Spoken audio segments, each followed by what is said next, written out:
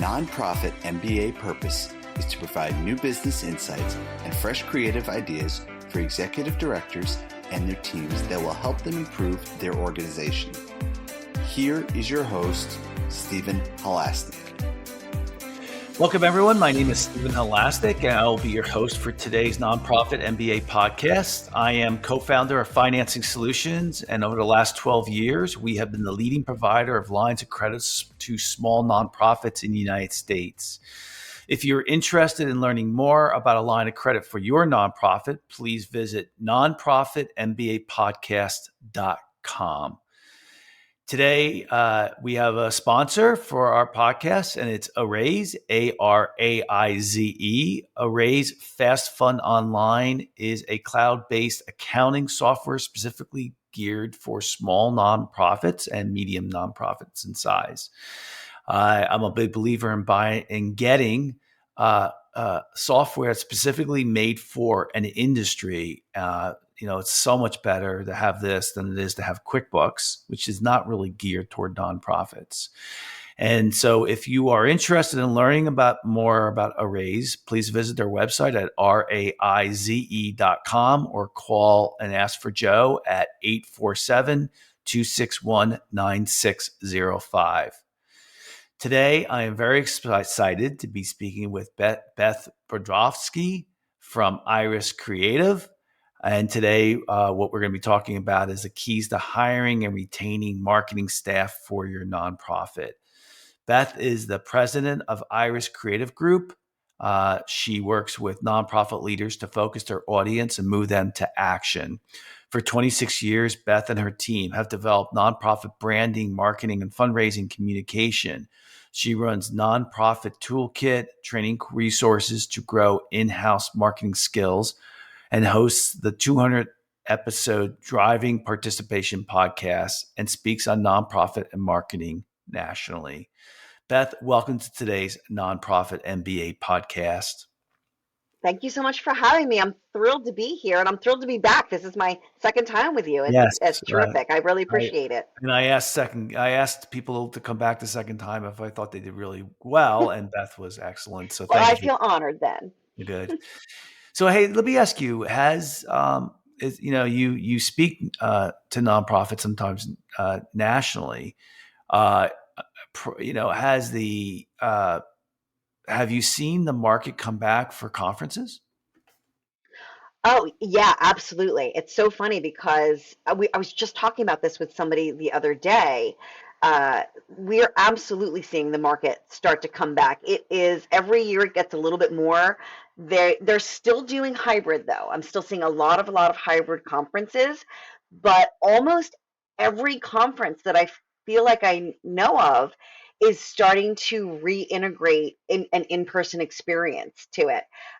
The thing that's going to be interesting about that is now that there's going hybrid, going virtual is one thing, going in person is one thing, but having that streaming experience, that live virtual experience on top of an in-person experience, it adds so much complexity and cost to the process. I'm going to be interested to see if that continues, if conferences are just going to be the nature of things. But mostly I feel like what I'm seeing is that there's definitely a group of people that just wants to be back in person again.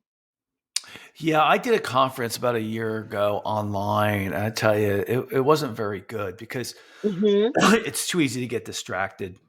Right. Yeah. It wasn't good. But versus the cost of going to a conference,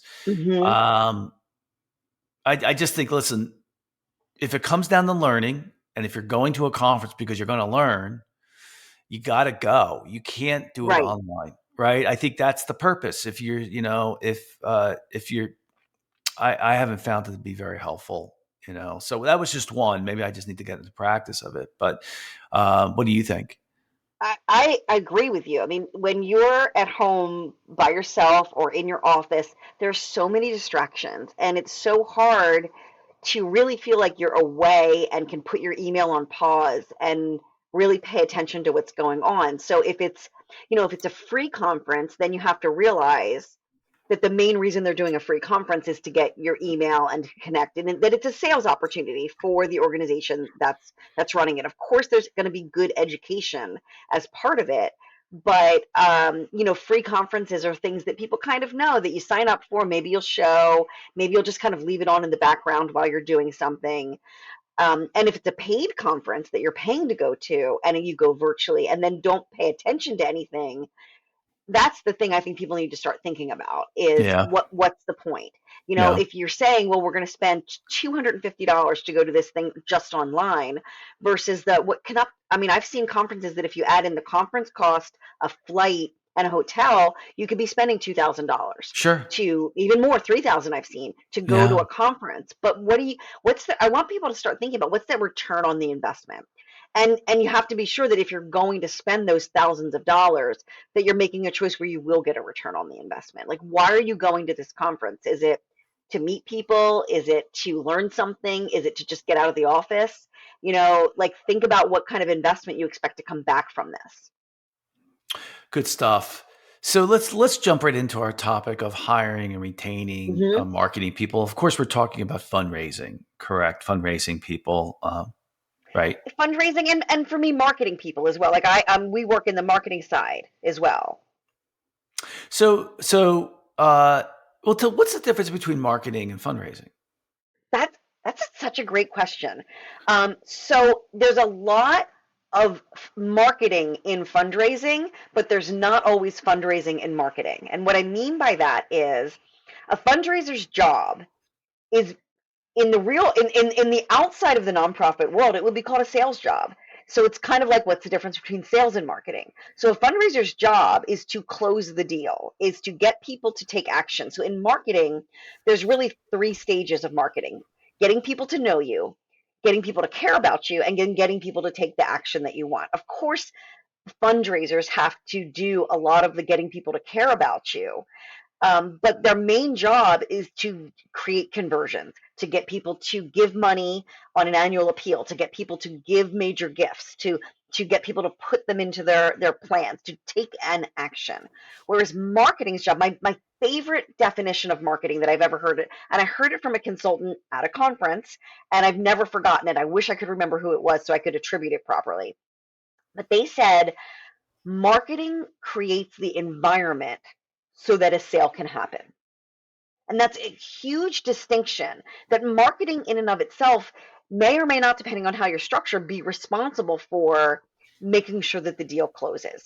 There are some aspects of it that are there, but marketing is about building your brand, building awareness, and then moving people from awareness into action. And it could be any kind of action, whereas fundraisers world includes communications to make those things happen, but they're specifically focused on raising money for the organization. Whereas the marketing side of the house is focused maybe on other things. Maybe you're an organization that has members and you've got to get members and get them to renew. Maybe you're a school that has students and you've got to do admissions.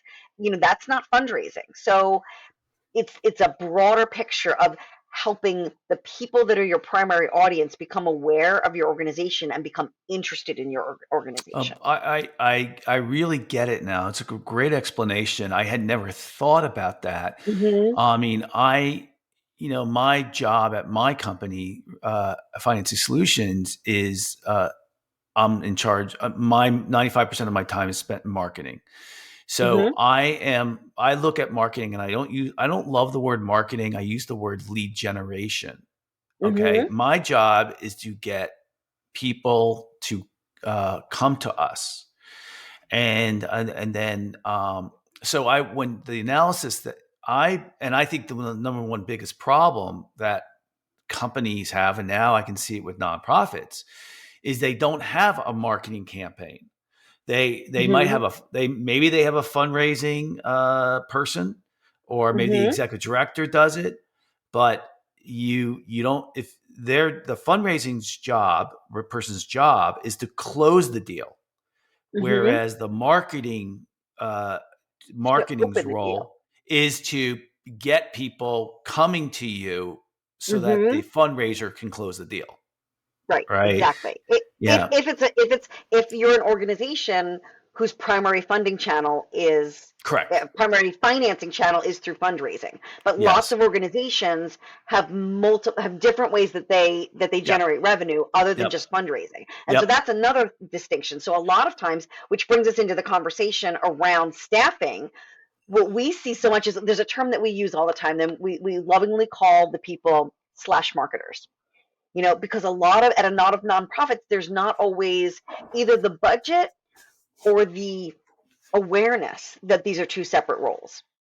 And so you get a development director, or somebody in the channel of fundraising and development, and you say, hey, could you just update this thing on the website, post this thing on social media, design this thing in Canva. And the next thing you know, that development director's title is development slash communications director. And they get this other thing sort of, I like to call it, you inherit this role. And sometimes it's because there's just no budget to hire somebody else to do the other work. Sometimes it's because there's not an awareness of that they are distinct, that there are distinctions between these roles, and lots of other reasons too.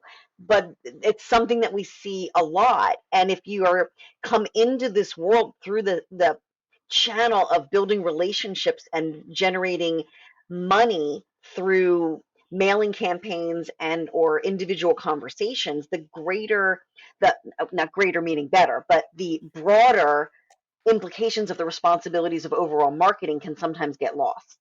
Hmm.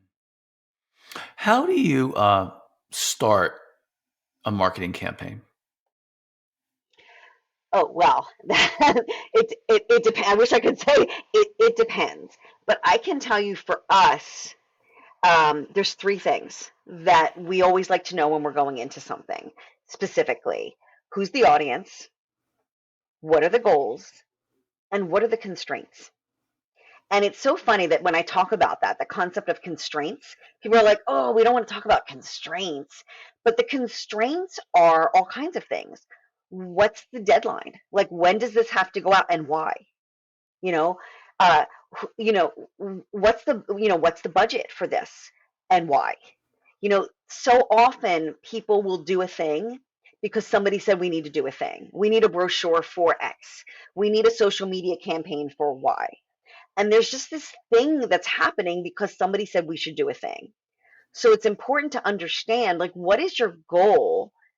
Why is that your goal? Why is this necessary to being done right now? And why is this thing need to be done? What do you want to achieve out of it? And is this the right way? Because so often we'll be asked to do something, build a website for something, and a website's not the right tool to solve that problem. Or go after this audience because we want this to happen. We have a client right now that's having us research a certain sector of the market, and my first question is that sector of the market the people that make the decision on the action that you want them to take? And they'd already done all this research to say, thinking that there was so much opportunity with this certain persona. And ultimately, when I started talking to the people who really had the boots on the ground in the organization, it was a completely different person that actually was not just the decision maker, but the person that was the referrer. It was a referral campaign. And I asked them, well, who do you get your referrals from? Is it this person at the organization or that person? Totally different person. So that's why, like, you've got to understand who, not just who the audience you want is, but who is the audience you need. Who are the audience that's actually going to do the thing that you want? Are you trying to get people to be aware of you? Are you trying to get people to care about you? Are you trying to get people to take action? What stage of marketing? Who needs to be the person that you're focusing on, and who's got you don't want to be doing sales marketing, conversion, direct fundraising, and talking to the person that doesn't have the checkbook, shall we say. Yeah, I mean, a lot of our listeners are small nonprofits, right? So Mm-hmm. the idea behind marketing, I mean, they're just trying to get their handle on the fundraising aspect, Right. right? Mm-hmm. And then I think once they start doing the fundraising and having a system and process in place, then they kind of say, okay, let me back in. Now let me put it into the marketing when they start becoming Mm-hmm. more aware of that concept. And and so Is that fair to say what I just said is true? It's very fair to say, especially when you're a startup organization, that's very, very typical. And I have to say, I wouldn't disagree with that. It's really hard to do big picture thinking marketing when you have no money. Yes. So starting off by getting your base needs met, making sure that you have enough budget through the people that you know. Like if you're small, you're either starting off and building your first group of fundraisers, or you have your first group of fundraisers that you need to then make second year and third year. You've got to work on your retention, and then you have to work on growing out from there. And so making sure that you have those bases, that you've kind of gone as far as you can with all the people you know and all the people they know to build up a core fundraising base so that you have some breathing room so that you can start thinking more strategically around marketing. When you're scrambling to just make sure you can meet your bills, it's you can't really think about, brand and strategy and, logo design. I am a firm believer, like, go in simple, fill up the bucket, the most important bucket that you need to fill to 100%. So that bucket can be giving back, can be returning on your investment in that bucket. If you try and fill six different buckets, 60%, you're not going to get anything back. And you're going to feel like you're working really, really hard and nothing is happening. So make sure that you have some form of fundraising coming in with just simple basic language that you have right now. You want to start where you are and grow it and evolve it later. You can always evolve your marketing. Don't get caught up in perfection. Yeah, I want to shed some experience on this. I one of my first companies, I had a really. It was really really hard to hire really good salespeople for this one company, Mm-hmm. and so I ended up hiring some. My success rate of hiring good salespeople. It's hard for everybody, and this relates to the hiring a fundraiser, Mm-hmm. right? It's so hard. It's very, very, very difficult. And as a young company, you're limited sometimes or a nonprofit on how much you can pay somebody. So that means you're getting some people who don't have experience in what they do. Mm-hmm. So what I learned in this process when I did hire someone really good is they were prima donnas, and they held me. I was captive to them, and that's not a Interesting. position. Wow. Yeah, that's not a Right. position Yeah. that somebody wants to be in, right? And so, I rethought this whole process, and I'm going to get to my point now. That if I had generated a great marketing lead generation system, I was not captive to anybody as far as the quality, as the having to have a rainmaker, so to speak, go out and get Mm-hmm. me, business. And number two is I was in complete control, and my salespeople were happier because here they Yes. are, the deals are coming to them, Mm-hmm. right? And that was 20 years ago, and now that's I'm a firm believer in having a great lead generation system. I would say it's probably the same thing for nonprofits with fundraising, isn't it? When you're when you I Well, statistically, a major gifts officer transitions jobs every 18 months. And I think that there's a bunch of different reasons for that. And I think you're right. I am sure that there's some prima donnas out there that want to or just want to move on to the next greatest thing. One of the challenges of sales or fundraising, any sort of thing, is that you come into a job with a goal. Here's your goal. And then the first year, in an ideal world, you beat that goal, or you do something really good. And then as the years go on, those big moves, those big leaps, those big increases often diminish because you've worked your first year's people, you've done all that stuff. And so the personality of somebody that likes the kill, it means that they're going to want to move on and go to the next place where they can get the big wins and create big transformations.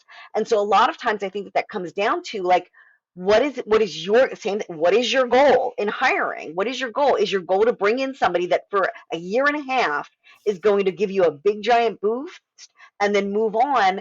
And if that's the case, then do you have a system to sustain it? Because Are you going to lose the donors? Are they going to pull them to their next job?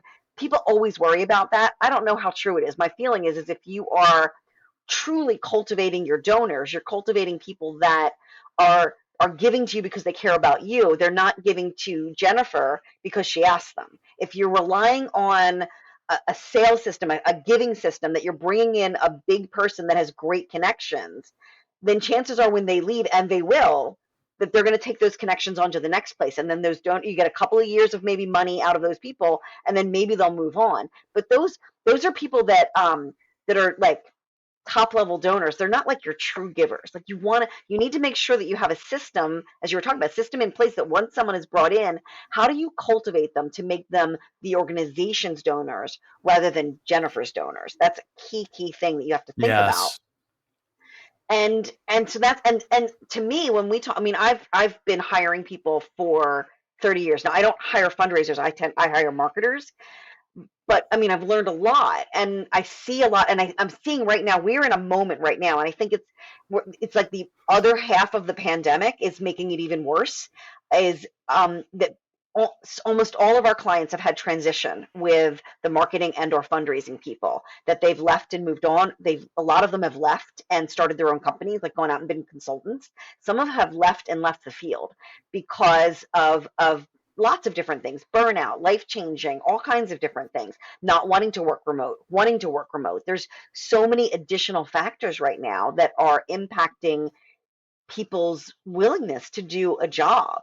And I think that this moment of all this transition is a moment that we all need to be kind of looking at. What do we need to do to make sure that we as organizations and companies can thrive and have enough people to do the jobs?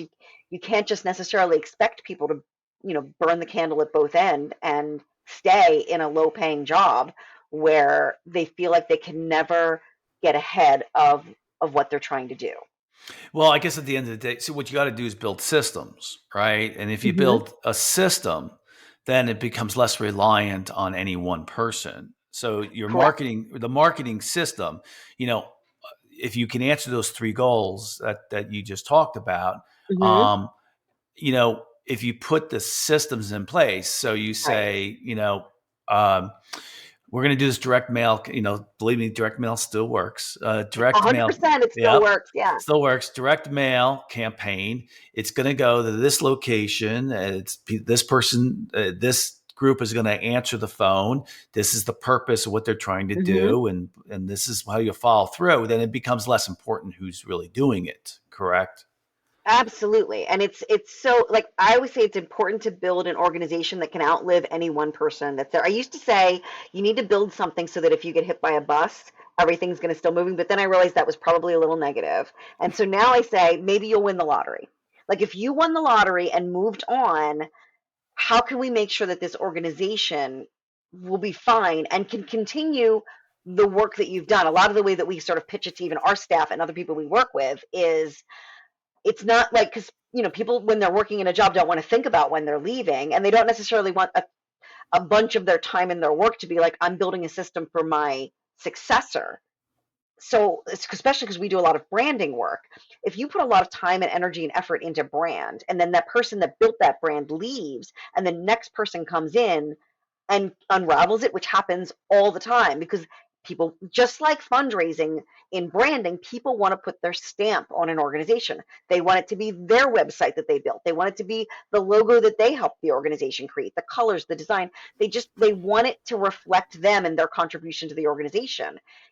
And a lot of times that's not helpful. That's great for that person, but for the organization to be zipping around with different looks and just change just because somebody didn't like orange, which I literally have had that happen.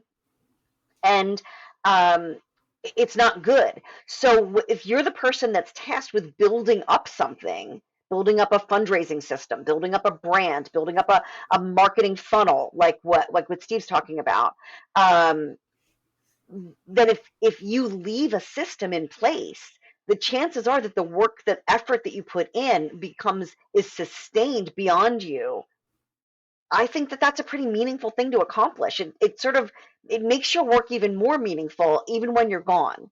And if you can build something so that the brand that you created, the fundraising that you created, doesn't fall apart in your absence, like I don't think that like we shouldn't be those. I mean, and in general, maybe I don't know, maybe people at nonprofits aren't, but I don't think that even if you're a good person and you don't want to leave a mess, it's hard to think on top of all of the busy work that you're doing to step back and think, how can I systematize this?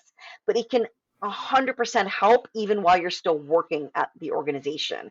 It reduces the amount of time you have to do the same task more than once. It allows you to have other people do things besides you. One of the things that we see all the time is, we're all control freak. Like I'm a control freak. I totally know I'm a control freak, but I'm okay with being a control freak because I know once somebody that it works for me proves that they can do it as well as I can, I'm like the opposite. I'm like the biggest abdicator. And they're like, could you just look at this for a minute? I'm like, no, you got it. You got it. Because I don't want to be a micromanager. And I think that there's a difference between a control freak and a micromanager. A control freak is this needs to be right because if it's not right, something something bad that I don't want to have happen might happen. But a micromanager is I now need to watch every single step of the way and manage it and change it and tell you how to do it so that it's done exactly this way because I don't trust you. And I believe that this concept of trust is huge. That people as if people don't leave because of money, they leave because of people, and it's that feeling of not feeling like you're trusted to do your job and to do it well that is a big factor in people not being happy in their work and choosing to leave regardless of money. Yeah, I think it all stems from the top, and the executive director has to lead by example and reinforcing the idea to everybody that we need to build and follow processes and procedures. I Mm-hmm. know it's and I tell you the word that no one loves the word processes and procedures. They hate it, right? Right. Everybody wants freedom and stuff like that. So I use the word best practices, Mm-hmm. and people like that. But let me give Yeah. you, yeah, let me give you an example of what I'm talking about. As if you're a small nonprofit under $1 million, right, in revenue a year, and you want to be a bigger nonprofit, the only way you're going to be able to do that is by building, let's use the word best practices, Mm-hmm.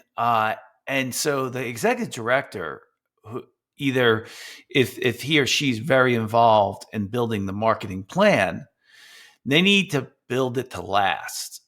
And or if they're delegating it to somebody else, they need to say to somebody, listen, we're going to build a marketing campaign. These are the objectives. But I need to build it so that if you're no longer in that role, if you get promoted, if you change companies, that the next person stepping in can easily uh, uh, use what you've built and built on Mm-hmm. it.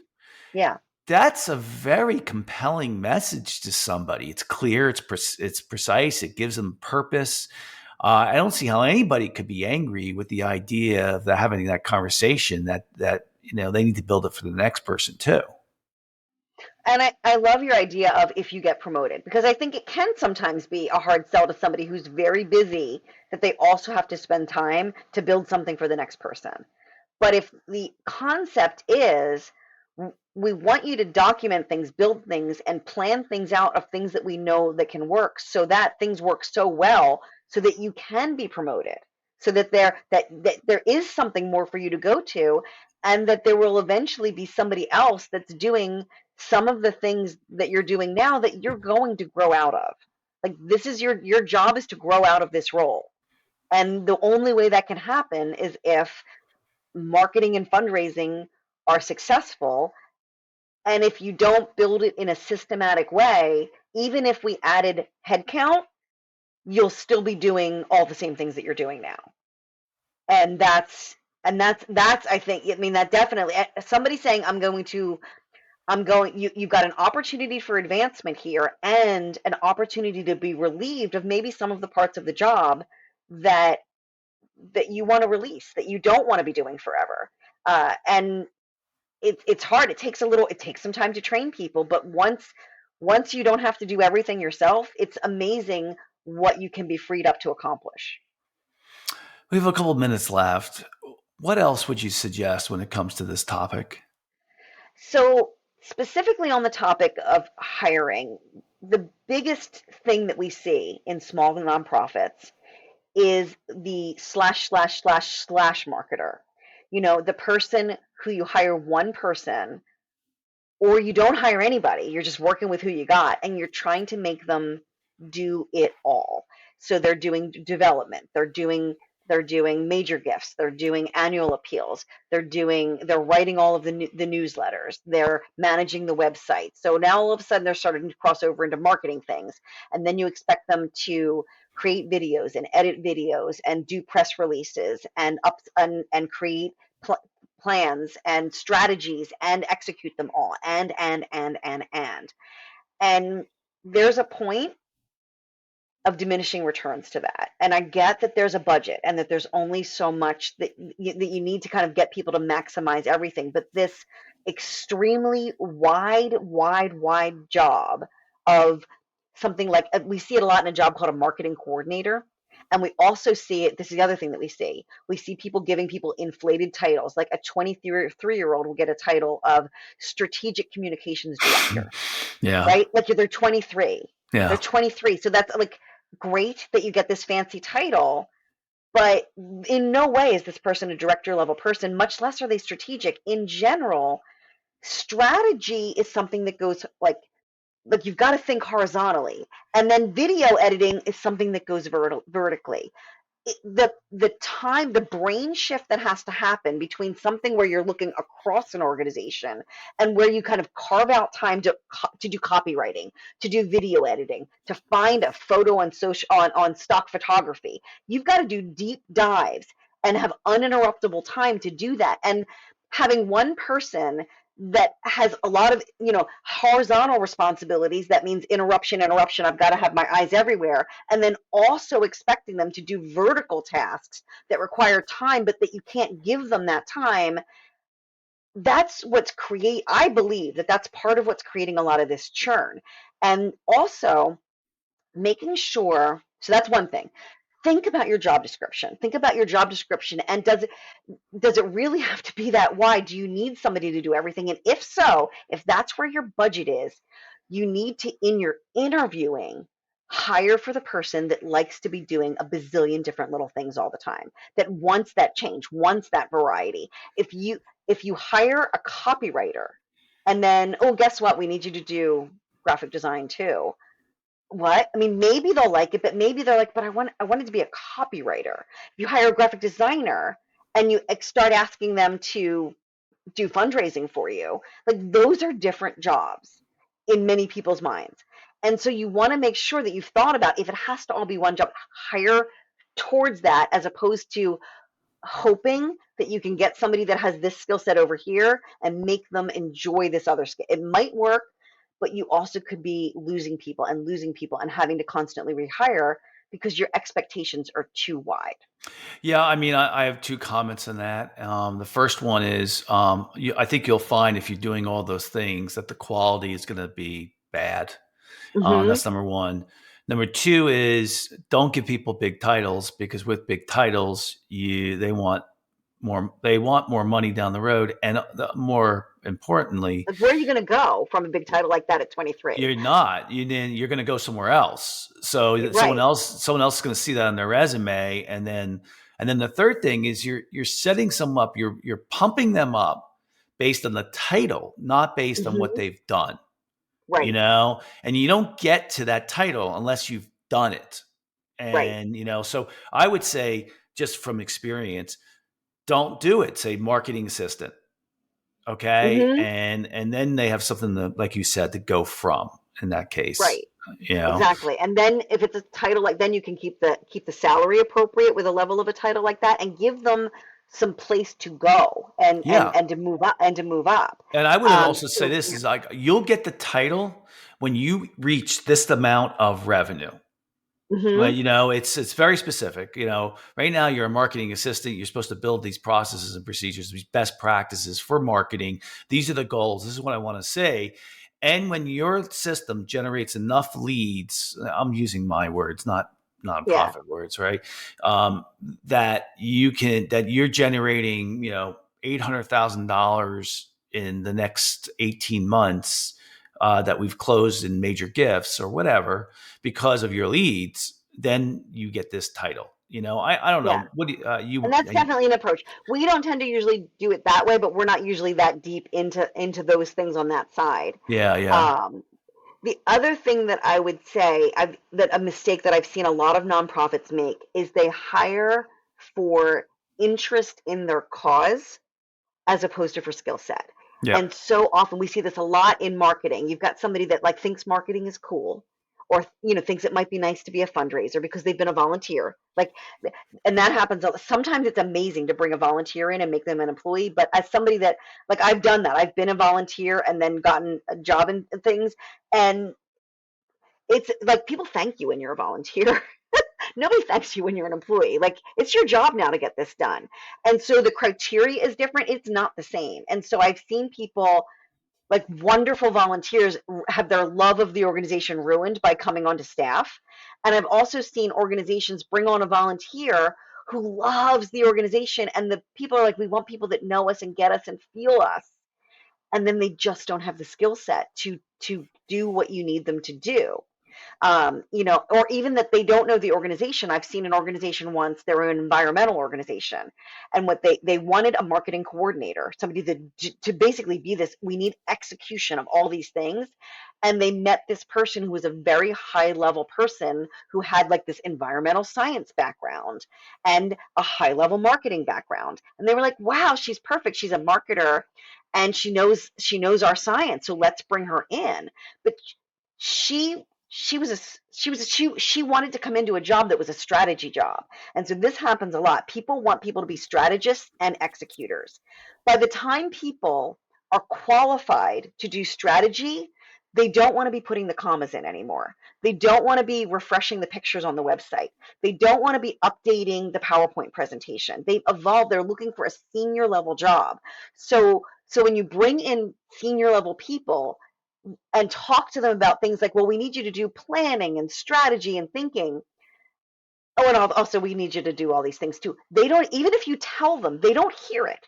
They think that they're going to be coming into a strategic job. And then when you give them, can you make this a PDF for us, please? They're not happy. So as yeah. much as they get excited about, like, look at this person with this amazing passion or this amazing understanding of our world, really look at like where they are in their career and what type of work they see that they want to be doing. I've seen so many people bring in this strategist level person, and then that person thinks they're going to have a staff or thinks that they're going to have help or other people doing the things that they no longer do or don't want to do anymore. You really have to like look at that before you get excited about somebody that has like an interest alignment. Well, that's all good stuff. I mean, we learned a lot today. That's all the time we have for today.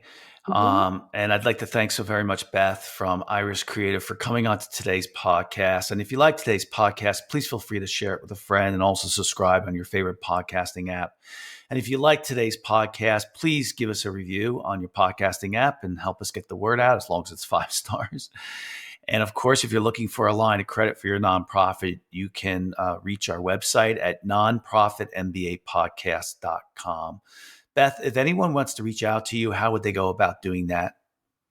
Oh, thank you so much. So you can reach me by email at beth@iriscreative.com.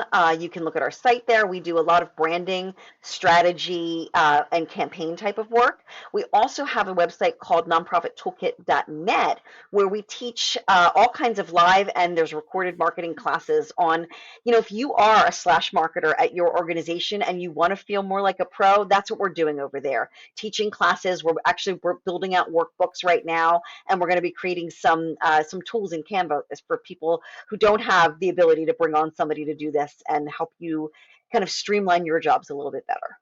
Cool. All right. And what's that website name again? It's nonprofittoolkit.net. Great. Great. Well, everyone, I want to just thank everyone out there for doing their best to make the world a better place. It's much appreciated. You guys are on the heavy line, and you're doing it every single day, and we really, really appreciate it. Hopefully you got some great stuff out of today's podcast. I know I did. I learned a lot, and I want to thank Beth for really telling us a lot about how to deal with marketing. Have a great day, everybody. Thanks for having me. Yep.